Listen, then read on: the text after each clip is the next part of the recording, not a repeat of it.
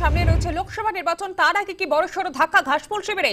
ইতিমধ্যে যে খবর সামনে উঠে আসছে, বিধায়ক তাপস রায় ইস্তফা দিতে চলেছেন, এমনটা কিন্তু সূত্র মারফত জানা যাচ্ছে। যে খবরের দিকে নজর রয়েছে, তৃণমূল ছাড়তে চলেছেন তাপস রায়, এই নিয়ে ইতিমধ্যেই জোর জল্পনা শুরু হয়ে গিয়েছে। সূত্রের খবর, আজই বিধায়ক পথে ইস্তফা দেবেন তিনি, বিধানসভার স্পিকারের কাছে জমা দেবেন ইস্তফা পত্র। বিধায়কের বাড়িতে ইতিমধ্যেই তৃণমূলের ব্রাত্য বসু এবং কুণাল ঘোষের বৈঠক চলছে। সামনেই রয়েছে লোকসভা নির্বাচন, আর তার আগে কি তৃণমূলে বড়সড় ভাঙন? তৃণমূল ছাড়তে চলেছেন বিধায়ক তাপস রায়, এই নিয়ে ইতিমধ্যেই জোর জল্পনা শুরু হয়ে গিয়েছে। এই নিয়ে বিস্তারিত জানবো, টেলিফোন লাইনে রয়েছেন প্রতিনিধি প্রিয়াঙ্কা ভৌমিক। প্রিয়াঙ্কা, কি জানতে পারছো ইতিমধ্যে বৈঠক কতদূর, কি জানা যাচ্ছে? দেখো, ইতিমধ্যেই কিন্তু তাপস রায়ের বাড়িতে কুণাল ঘোষ এবং ব্রাত্য বসুর মতো নেতৃত্বরা পৌঁছে গেছেন এবং তারা বেশ কিছুক্ষণ ধরে কথা বলেছেন তাপস রায়ের সঙ্গে। সূত্র মারফত যেটা আমরা জানতে পারছি যে তাপস রায় কিন্তু আজকেই বিধানসভা স্পিকারের কাছে ইস্তফা দেবেন এবং সেই প্রসঙ্গেই জানা যাচ্ছে যে তার এই সিদ্ধান্ত নিয়ে কিন্তু কথা বলার জন্য তার বাড়িতে কুণাল ঘোষ এবং ব্রাত্য বসু গেছেন। তুমি জানো যে কিছুদিন আগে কুণাল ঘোষও তাপস রায়ের হয়ে কথা বলছিলেন, যে সুদীপ বন্দ্যোপাধ্যায়কে নিয়ে যে প্রসঙ্গ উঠেছিল, তাপস রায় বারে বারে তার ক্ষোভ প্রকাশ করেছেন। তুমি জানো তাপস রায় এখনো বরানগরের বিধায়ক, সাম্প্রতিক অতিথি। তিনি একাধিকবার যে তৃণমূল সাংসদ সুদীপ বন্দ্যোপাধ্যায়ের বিরুদ্ধে প্রকাশ্যে ক্ষোভ উগড়ে দিয়েছেন বলা যেতে পারে একেবারে। কারণ তিনি কিছুদিন আগেই জানিয়েছেন স্পষ্টভাবে যে তার বাড়িতে যে ইডি পাঠানোর ব্যবস্থা হয়েছিল সেটা কিন্তু সুদীপ বন্দ্যোপাধ্যায় করিয়েছিলেন, এমনটা কিন্তু বিস্ফোরক দাবি করেছিলেন তিনি। এবং তার কথা কিন্তু কিছুটা সঙ্গতিও দিয়েছিলেন কুণাল ঘোষ। এবং তারপরে তিনি বারে বারে দাবি করেছিলেন যে তিনি যোগ্য মর্যাদা পাননি, এবং তার ঘনিষ্ঠ যারা রয়েছেন তারাও একই কথা বলেছেন। যারা তাপস রায়ের ঘনিষ্ঠ রয়েছেন তারাও বলেছেন যে তিনি দীর্ঘদিন ধরে তৃণমূলে রয়েছেন, কিন্তু তৃণমূলে এতদিন ধরে থাকার সত্ত্বেও তিনি তাপস রায় এমন এক ব্যক্তিত্ব যিনি দলের কাজ ছাড়া কিছু জানেন না, কিন্তু এতদিন ধরে তৃণমূল দলের সঙ্গে থাকা সত্ত্বেও তিনি যোগ্য মর্যাদা পাননি দলের মধ্যে থেকে। এবং দীর্ঘদিন ধরে তার এই যে অভিমান, সেই অভিমান কিন্তু তার মনের মধ্যে ছিল, এবং তিনি নিজের মুখেও জানিয়েছিলেন তার শরীর যেমন ভালো নয়, তার মনও কিন্তু ভালো নয়।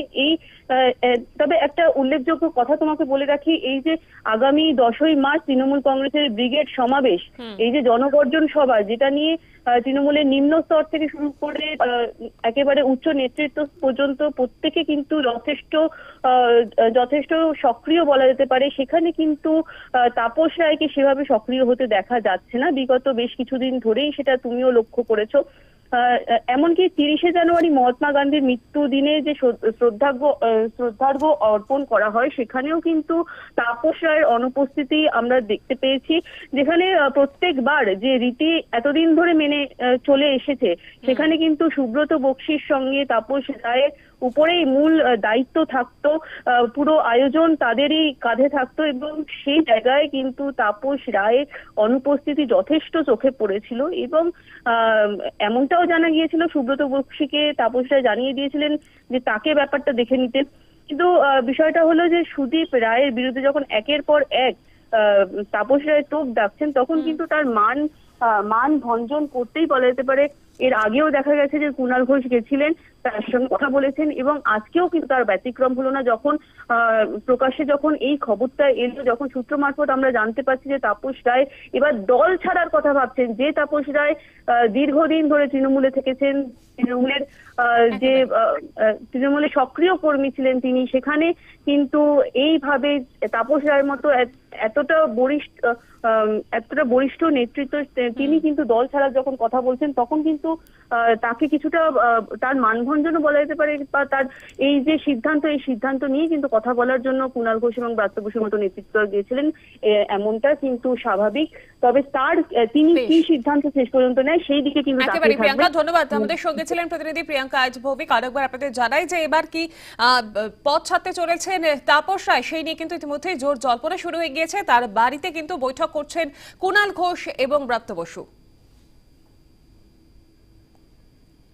এই প্রসঙ্গে বিজেপির রাজ্য সভাপতি সুকান্ত মজুমদার কি প্রতিক্রিয়া দিয়েছে শোনাবো আপনাদের। আমরা বেছে বুঝে যারা সমাজের বিশিষ্টজন বা অন্য পার্টি থেকে যারা আসতে চাইবে, তাদের স্বচ্ছ ভাবমূর্তি তাদেরকে আমরা ভারতীয় জনতা পার্টিতে নেব। আমরা যেরকম শুনছি যে তাপস রায় বিজেপিতে আসার একটা সম্ভাবনা রয়েছে, যোগদান করবে। না, রাজনীতিকে বলা হয় politics the game of possibilities, সব ধরনের পসিবিলিটিসই থাকতে পারে, অসুবিধা কিছু নেই। এরকম কোনো যোগাযোগ করেছে আপনাদের এখনো সাথে? পর্যন্ত আমরা মিডিয়াতে বলার মতো কোনো যোগাযোগ হয়নি। তাহলে তৃণমূল ছাড়ছেন কি তাপস রায়, এই নিয়ে জল্পনা শুরু হয়ে গিয়েছে। আজ দিতে পারেন ইস্তফা, এমনটাই সূত্র মারফত জানা যাচ্ছে।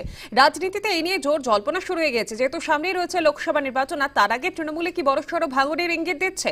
তৃণমূল ছাড়তে চলেছেন তাপস রায়, শুরু হয়েছে জল্পনা। আজ এই বিধায়ক পদ থেকে দিতে পারেন ইস্তফা, এমনটাই কিন্তু সূত্র মারফত জানা যাচ্ছে।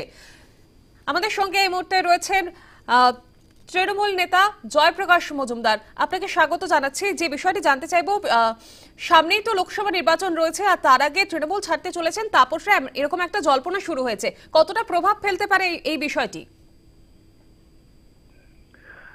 প্রভাব কি আছে, ওনার ইচ্ছে হয়েছে, উনি বর্ষীয়ান নেতা, দীর্ঘদিন কংগ্রেস রাজনীতি করেছিলেন, তার পরবর্তী ক্ষেত্রে তৃণমূল কংগ্রেস বিধায়ক হয়েছেন অনেকবার, দলের গুরুত্বপূর্ণ পদ সামলেছেন, জেলা সভাপতি হয়েছেন।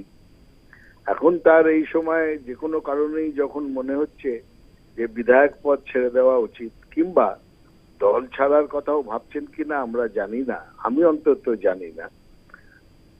সুতরাং তার ব্যক্তিগত পরিসরকে আমাদের সকলেরই সম্মান করা উচিত, এবং সামনের দিনে দেখুন রাজনৈতিকভাবে তিনি আর কতদিন রাজনীতি করবেন, আমাদের সকলের থেকেই সিনিয়র তিনি, তো সেটাও আমরা জানি না। কিন্তু এই শেষ লগ্নে এসে তিনি কি করবেন সেটা তার একান্ত তার ব্যক্তিগত অভিমত, মতামত।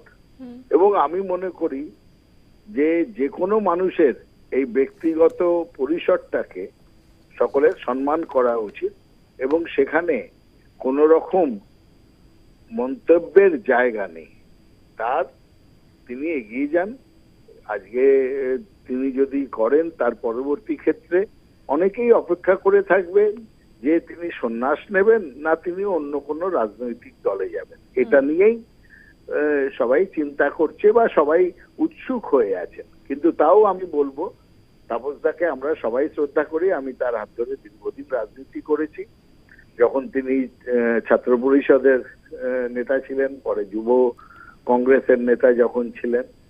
সুতরাং তাপসদাকে এই সময় তার ব্যক্তিগত মতামতকে আমি সম্পূর্ণ শ্রদ্ধা ও সম্মান জানাচ্ছি। বেশ, ধন্যবাদ। আমাদের সঙ্গে ছিলেন জয়প্রকাশ মজুমদার, তৃণমূল নেতা। আরেকবার আপনাদের জানাই যে লোকসভা নির্বাচনের আগে কি বড়সড় ভাঙন তৃণমূলে, এ নিয়ে কিন্তু জোর জল্পনা শুরু হয়ে গিয়েছে।